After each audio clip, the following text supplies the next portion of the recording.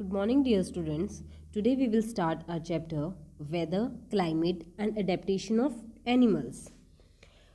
We always think of weather where we may be. तो students, जहाँ हम कहीं भी हों तो सबसे पहले हम किसके बारे में सोचते हैं? वेदर के बारे में, कि वहाँ का वेदर कैसा होगा। वेदर हम कह सकते हैं एक तरह से कि मौसम होता है। हम सुबह उठते ही सबसे पहले क्या चेक करते हैं? सबसे पहले हम चेक करते हैं कि आज का वेदर कैसा है। अगर सुबह वेदर अगर कोल्ड होता है तो हम स्वेटर वगैरह डालते हैं। अगर हमारा वेदर हॉट और सनी होता है तो हम लाइट क्लॉथ्स डालते हैं, एज इन समर्स। तो सबसे पहले हम चेक भी कर सकते हैं कि वेदर, डेली वेदर हम हमारे फ़ोन में, न्यूज़पेपर में या इंटरनेट पे हम इसको चेक करके देख सकते हैं कि हमारा वेदर एक्चुअल में आज कितना है। तो उसके अकॉर्डिंग हम हमारे क्लोथ्स को डाल सकते हैं। Weather is a state of the atmosphere at a particular time and place in terms of certain well-defined terms or elements. Weather actual में होता क्या है स्टूडेंट्स? देखो, हम कोई भी एक पर्टिकुलर प्लेस ले सकते हैं या कोई भी एक पर्टिकुलर टाइम ले सकते हैं। उस पर्टिकुलर प्लेस का या उस पर्टिकुलर टाइम का जो भी एटमॉस्फेयर, जैसा भी एटमॉस्फेयर होता है, उस एटमॉस्फेयर को या उस एटमॉस्फेयर की स्टेट को हम बोलते हैं वेदर। कि अगर मैं इस टाइम ले लेती हूँ, मतलब कि अगर हम दोपहर के टाइम का एक पर्टिकुलर टाइम ले लेते हैं कि दोपहर के 12 बजे, तो हम वहाँ उस टाइम का वेदर देखेंगे, चेक करेंगे कि कैसा होगा। तो हम सबको पता है कि दोपहर में 12 बजे मिड आफ्टरनून में वेदर बहुत ज़्यादा हॉट और सनी होता है। तो ये हमारा वेदर हो गया। अब ये वेदर कुछ एलिमेंट्स पे या कुछ टर्म्स पे डिपेंड करता है। For example, temperature, humidity, cloudiness, precipitation, wind, atmospheric pressure and etcetera.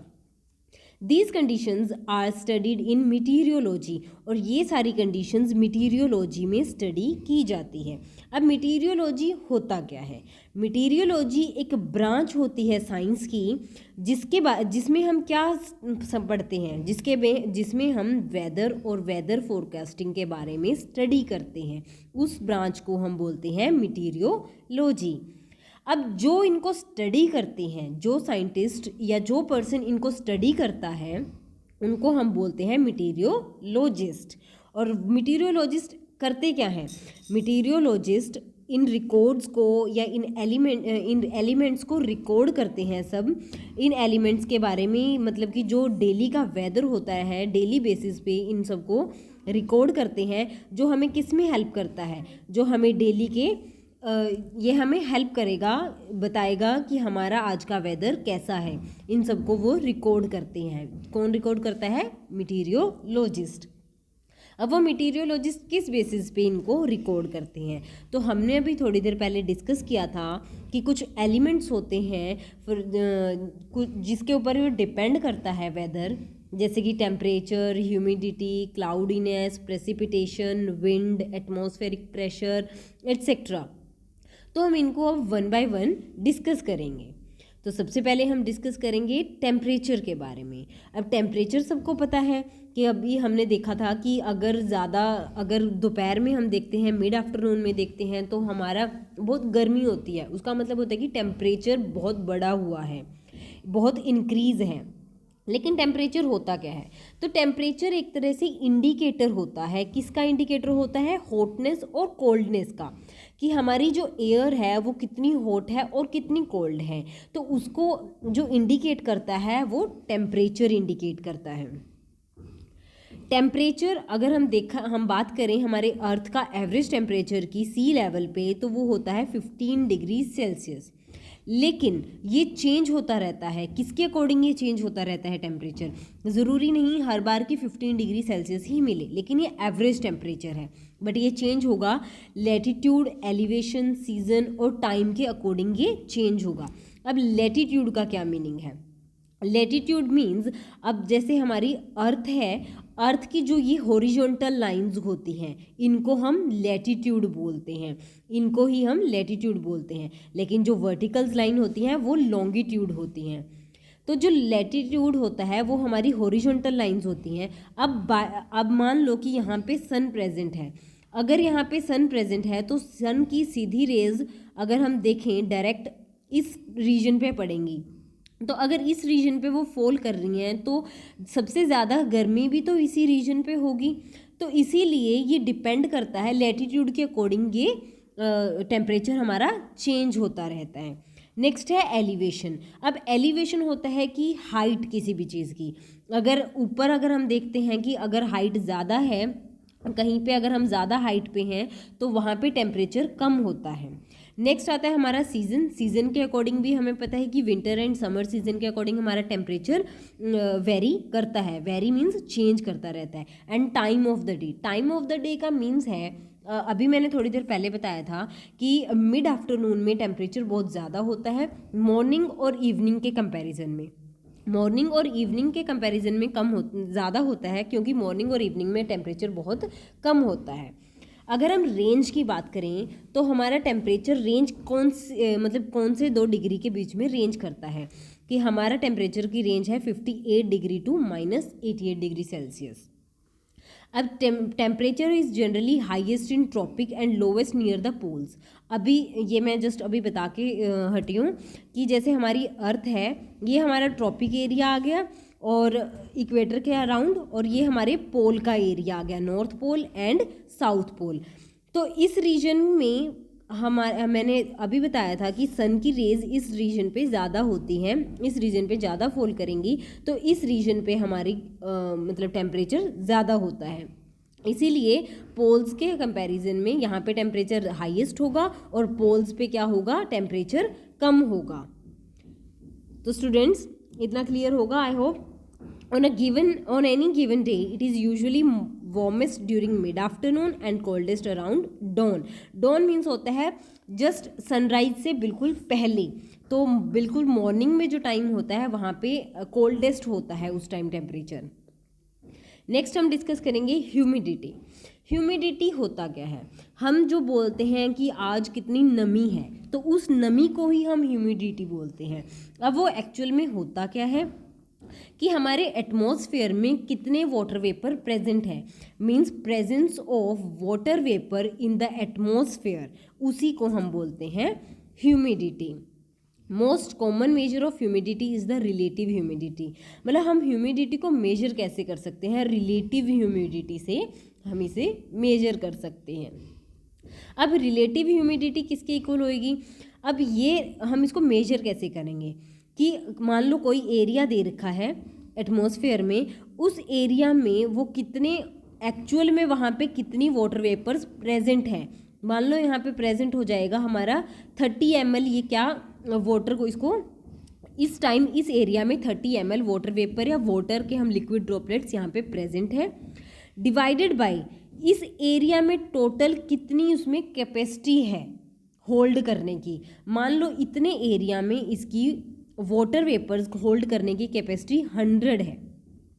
हमने ये देख लिया कि इस एरिया में टोटल कैपेसिटी है 100 इसको होल्ड करने की, लेकिन इस एरिया में एक्चुअल में इस टाइम में एट प्रेजेंट कितनी है 30। तो हम इसमें इसको अगर परसेंटेज निकाल लें तो 100 से मल्टीप्लाई करेंगे तो हम निकाल सकते हैं इसकी अब रिलेटिव ह्यूमिडिटी। तो इसकी रिलेटिव ह्यूमिडिटी आ जाएगी 30%। अब कई बार क्या होता है, वाटर वेपर बहुत ज़्यादा होते हैं किसी टाइम। अब मान लो इस एरिया की कैपेसिटी कितनी है होल्ड करने की 100, और बहुत ज़्यादा अगर ह्यूमिडिटी है किसी दिन, इस एरिया में कितनी है उस टाइम एट प्रेजेंट कितनी ह्यूमिडिटी है या कितने वाटर प्रेजेंट है, वाटर वेपर प्रेजेंट है, तो उस टाइम मान लो 100। तो हम इसको मल्टीप्लाई करते हैं 100 से, तो इसकी परसेंटेज निकल जाएगी 100, क्योंकि उस टाइम बहुत ज़्यादा ह्यूमिडिटी होती है। तो आई होप क्लियर हो गया होगा सबको कि रिलेटिव ह्यूमिडिटी हम कैसे निकालते हैं।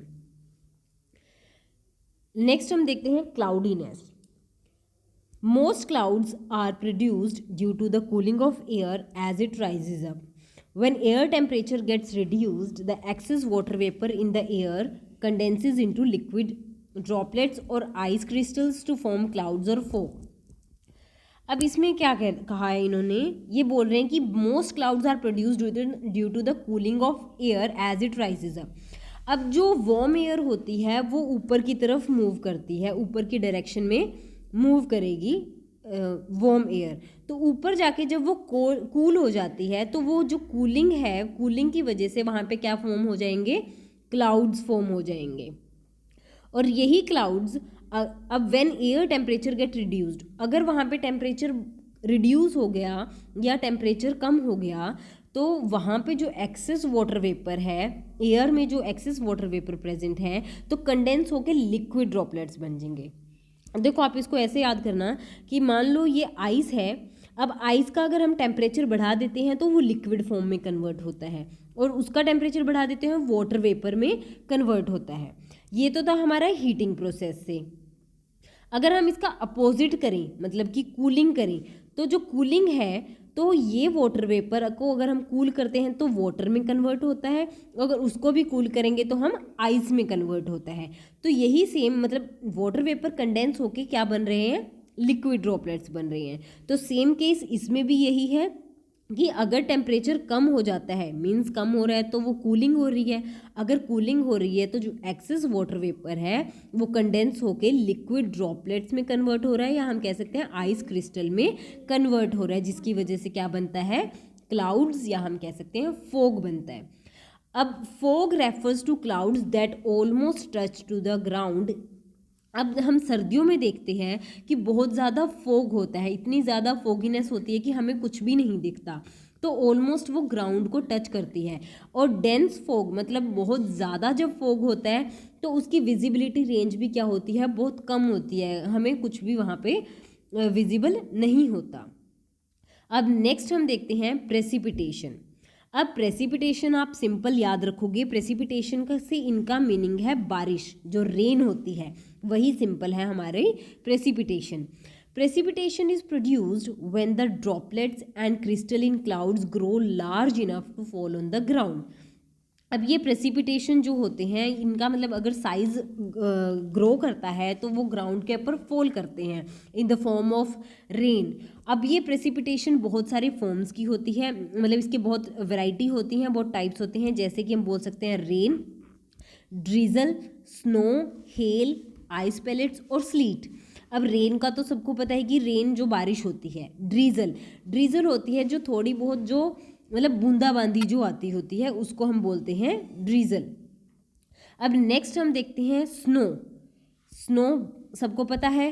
हेल होता है हमारा, हम कहते हैं ओले जो पड़ते हैं वो प्रेसिपिटेशन में ही इंक्लूड होते हैं। आइस पैलेट्स और स्लीट होते हैं ओले के साथ जब बारिश आती है उसको हम स्लीट बोलते हैं। ये सारे किसकी फॉर्म हो जाएगी, हमारी प्रेसिपिटेशन की फॉर्म आ जाएगी। नेक्स्ट हम डिस्कस करेंगे विंड के बारे में हम देखते हैं। The horizontal movement of air is refer to as wind. मतलब ये होती है हमारी वर्टिकल, ये होती है हमारी हॉरिजॉन्टल। जब हॉरिजॉन्टल मूवमेंट होती है एयर की उसे ही हम क्या कहते हैं, wind. It is named after the direction from which it comes. अब इसकी जो नेमिंग बोलते हैं विंड की, तो इसके मतलब जौन से डायरेक्शन से ये आ रही है उसी के अकॉर्डिंग हमने इसका नाम रखा है। अगर वो नॉर्थ डायरेक्शन से आ रही है तो उसको हम बोलते हैं northern wind. In most places near the ground the wind speeds usually averages from 8 to 24 km/h. However, it can be very much higher during intense storm. Average अगर इसकी स्पीड देखी जाए विंड की या एयर की, एवरेज स्पीड जो होती है वो 8 किलोमीटर से लेके 24 km/h तक होती है। लेकिन ये जब बहुत ज़्यादा स्टॉर्म या हम कह सकते हैं जब बहुत ज़्यादा आंधी तूफान होती है तो इसकी स्पीड थोड़ी ज़्यादा होती है। नेक्स्ट हम डिस्कस करेंगे एटमॉस्फेरिक प्रेशर।